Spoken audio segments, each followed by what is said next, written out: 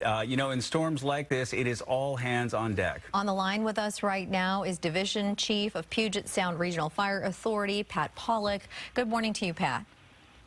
Hey, good morning. How are you? Good, good. As best as we can be. So talk to me about some of the major issues you're dealing with right now.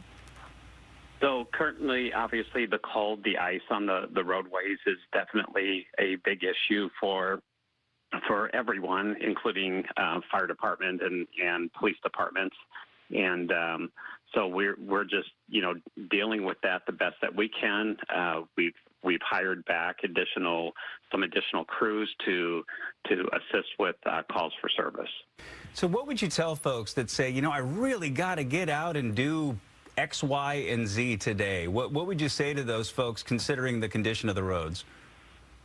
Well, first off, I would say reconsider going out right now because it is very dangerous out there, very slippery out there. So I would say, certainly reconsider going out. If you ultimately have to go out, then leave plenty of time to make sure that you go nice and slow because the roads are going to be treacherous.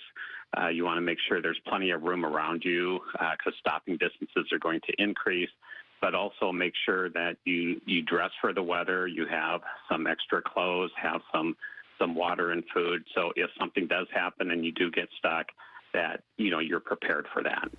And Pat, I think that is just a really important point to hammer because you guys are out there helping people, but you are in the elements too, so you need to drive safely. Talk to me about the challenge there.